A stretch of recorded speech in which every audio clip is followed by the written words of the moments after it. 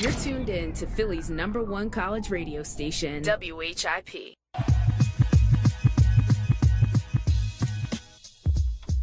Eagles making some big moves today, bringing back some of their players. Jason Peters, Kelce get new contracts. Riley Cooper as well is back in a 5-year, $25 million deal. And now joining us is a man that covers the Philadelphia Eagles for the Philadelphia Inquirer, and that's Zach Berman. Zach, it's Zach Gelb and Chase Sr. How you doing today? Doing great. Glad to be on your show, guys. Well, thank you for coming on, and I know I ran into you a few weeks ago down at Radio Row for the Super Bowl, and then a few days afterwards at Pietro's on Walnut Street, so I didn't get a chance to see what you were eating that night. What did you have at Pietro's? I had the rigatoni vodka and pizza. It's a good spot there. I like it. That's why I like you, because I'm a big rigatoni alla vodka guy myself, and I also like their pizza there, so I can see why we do get along. But the Eagles, the big news today, Riley Cooper back in a 5-year, $25 million deal. We all know that it was imperative for the Eagles to go out there and re-sign Riley because of the trust that he has with Nick Foles. So just give us your take on the contract. Yeah, I disagree. I didn't think it was imperative to sign him. Clearly, the Eagles thought so, and the Eagles are in that business. So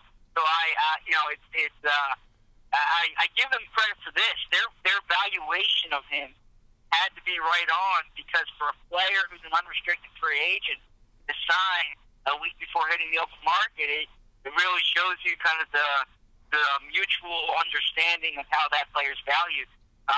It's $10 million guaranteed, so it's not a ridiculous amount of money, but it is. You're paying him starting receiver money, which is interesting because he basically had 1 year where he was playing at that level, and they need to believe that he's more than a replacement level player. So it's going to be fascinating to watch, but you are correct in that he was an important target for Nick Foles. So the way those two play together, and when Foles being the starting quarterback next year, it certainly helps from a continuity perspective.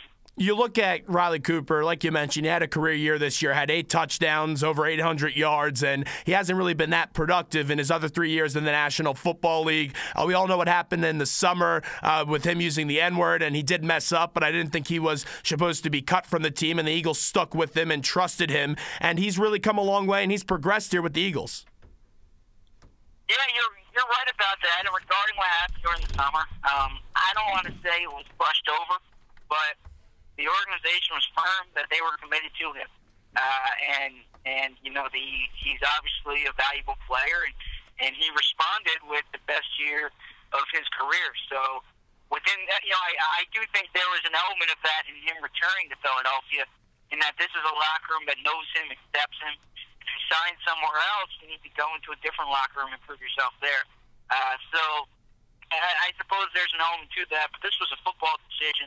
And it's not just the statistical production with him, but he's very valuable as a blocker, and that's something that Chip Kelly really values on the edge. Zach Berman of the Philadelphia Inquirer joins us on the hotline, Philly's #1 college radio station, WHIP. Zach, it's Chase. How much did the growing affection and the need for a big-body wide receiver who can catch that back shoulder fade help the market value for Riley Cooper in this deal? That's a good point. It certainly helps. I know it's a factor with the Eagles because they don't have a lot of those body types atop their depth chart at wide receiver. And if you look at the way the league's going, teams need that type of player. That being said, the draft is loaded with those types of players. So I thought going into the offseason, the Eagles weren't going to pay $1 more than what Cooper was valued at. And frankly, I think the contract, when you look at the guarantees, is fair in that regard. I thought they were going to get a big receiver in the draft. They still very well might, but Cooper's value as that big receiver is certainly important. With re-signing Cooper, Kelce, and Peters, where do you think this leaves Jeremy Maclin? Because a few teams are interested in him. He's stated that he wants to stay with the Eagles, and he could certainly flourish in this Chip Kelly system. Yeah, I don't think this affects Jeremy per se. I can tell you there's mutual interest in Jeremy returning, and I think he's going to. The one factor that today matters is not the Eagles having money, but the Eagles clearly value a Riley Cooper at a certain price, at a 5-year, 25 clip with 10 guaranteed. Jeremy's not getting a 5-year deal. He'll get a 1-year deal. The question is how much is in that 1-year deal. I'd be surprised if he gets less annually than what Cooper got. So I think that's the only wrinkle there. But from my understanding all along, this was not an either-or proposition. So it wasn't either Macklin or Cooper. I agree with you. I think Macklin's going to be back on a 1-year deal as Zach Berman joins us right now here on the main event, Philly's #1 college radio station, WHIP. But it's very important to bring back Macklin because you look at 2004 when they brought in Terrell Owens, they didn't have a lot of great wide receivers around T.O., and it did hurt them. I know they got to a Super Bowl, but in that Super Bowl, the Patriots just said, hey, T.O., go out there, and it was under some big-time injuries, but they only really let T.O. make a play, and none of the other receivers really did step up. And you look at this offense now, it's explosive. You have LaShawn McCoy, you have Riley Cooper, Deshaun Jackson. Bringing back a Jeremy Macklin, and if he could stay healthy, would be big because you have so many options and a really pass-heavy NFL. Sure, you're right about that. Along those same lines, they broke the franchise record for yards in the season without Jeremy last year. You say if you add Jeremy in there, I think he'd be the best receiver on the roster in terms of sheer talent. Obviously, you need to see how he responds to the knee. The player who I don't anticipate being back is Jason Avant. And when that happens, you need to see who plays the slot. Is it going to be Macklin? Is it going to be Cooper? Both players are capable of playing in there. It is an explosive offense, but I disagree that I don't think Macklin is a necessity to sign because obviously they had that production last year without him. Zach, with Peters coming back, he's getting the most money out of any offensive tackle who's 32 years or older, and Jason Kelce's being paid like a top 5 center. How important is it for the Eagles to bring back some of their own players and take care of business earlier on in this process, especially some of the guys that they've drafted and seen flourish with the Eagles in the beginning of their careers? Yeah, there's a degree of value in that. I think that does matter in the locker room for this reason. Because if you say publicly that you want to build through the draft and you value your own players, you value a culture, and then you go out and you give more money to someone else than you give to your own players, all of a sudden the players in the locker room look around and say, well, is that lip service or do they really mean it? Like, I think there's a degree of validity there in terms of building a culture, establishing a culture, and even from a football perspective, understanding how the player fits. Where they went wrong with Nnamdi Asomugha was they made a poor evaluation of the player, how he fit within the scheme, and how much that player had left. With your own player, you have so much more information. So I think obviously that's a considerable factor in it. But clearly, when you look at the way the defense played, they're going to need to bring in some guys from the outside to get better. Peters clearly had a great year this year with the Eagles, and he came back from that injury, and we know he's a tough player, but he's up there in age at 32. Were you at all surprised they didn't really just say, hey, Jason, let's wait out the rest of this season before we extend your contract? No, I was not. I expected them actually to give Peters a deal this offseason. I didn't think it was going to be a 5-year deal, a deal as long as it was. But I am not surprised by it, and frankly, if you look at the way the deal is structured, much of that financial burden is on those first few years of the deal when you know or you have full confidence he's going to be an optimum player. So I would look at that and say I am not surprised. And frankly, it's a much better strategy than letting him play out this year and then putting a franchise tag on him next year or something of that nature, because the one thing you don't want is Jason Peters playing upset. We're spending a few minutes with Zach Berman of the Philadelphia Inquirer. And Zach, towards the end of the Andy Reid era, the reason why the Eagles weren't successful, or at least part of the reason, was because they didn't draft well. In the last couple of years, they've drafted well and brought in some players who have made some immediate impacts. This year is also an important draft because the Eagles have a lot of needs, both on the offensive side of the football and on defense. What do you expect the Eagles to do, especially earlier on in the draft in the first and second rounds? Yeah, I would say best available player. As much as that's a cliche, when you talk about the way the Eagles were burned in those previous drafts, I think it's applicable because the understanding they had is you can't reach for a need, and you never know how the roster is going to shake out. And the example I give you is when the Eagles drafted Fletcher Cox, they had all these other defensive tackles on the roster.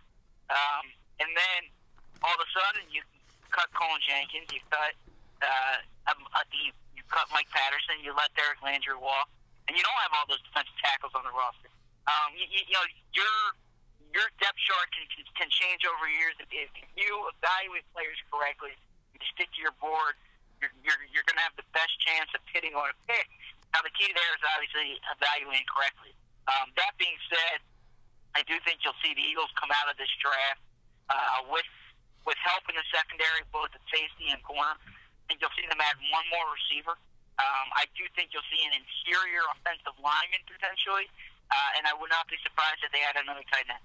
You were in Indy at the Combine, and I saw a quote out there, something along the likes of Chip Kelly actually knows the players in college better than the Philadelphia Eagles scouts, and that's because of his background in Oregon before he came over to the Philadelphia Eagles. And obviously, the players are going to change in a few years, and he's not going to be as familiar with them. But how important is Chip Kelly as a drafting figure because he knows a lot of these players because he's not that far removed from the college ranks? Well, it works both ways, Zach. It helps in that for some of these guys who he recruited or who played for him, he's been in their living rooms. I mean, he sees how they are on a day-to-day basis. You know, even the best scouts don't have the same type of feel for a player as a guy you're with every day or as a guy you recruited for 2-3 years. So, yeah, that information helps. The other side of it is that it can cloud your objectivity to a certain point. I mean, the Eagles had the Eagles have 6 Oregon players on the roster. That's more than the amount of players that's more than the amount of Syracuse players Doug Marrone has, USC players Pete Carroll has, Stanford players Jim Harbaugh has combined. Okay? So clearly, you know, when it comes to players who played for Oregon, Chip has a certain affinity for them, how they'll fit within his scheme, how they'll fit within his locker room. And you can argue that there's a better practice squad player than Brandon Bear, or there's a better fourth receiver than Jeff Mail, or so on and so forth. These are arguments you could have, but clearly the fact that Chip has familiarity with the player can help. So when you apply that to the draft, there's someone who Chip has seen, if there's someone who Chip knows, maybe that player gets an edge over the unknown. Zach, there's a couple of players on the free agent market that are considered big-ticket free agents that could fill some vacancies on the defensive side of the football. Jarius Byrd, who is an Oregon guy, T.J. Ward at safety for the Browns, Brian Arakpo is an outside linebacker. He's a great pass rusher, and B.J. Raji is a really good defensive tackle. From all the impressions that I've got from Howie Roseman and his radio and television appearances is that the Eagles aren't going to spend money on some of these big free agents. Do you expect that to be the case? Not necessarily. You know, I had an article in the Inquirer last week that where I asked Howie specifically. I'll set it up this way. Howie's concern is he does not want to pay a B player A money. And I said to Howie, is there an A player who's going to be a free agent? And he said yes. And they do want to be aggressive. And they do view themselves as risk takers. The thing is, those players often don't even hit the free agent mark. So let's talk about a guy like Jarius Byrd for a second. If he's tagged or if he reaches a deal, he's not even a free agent come March 11th. Right.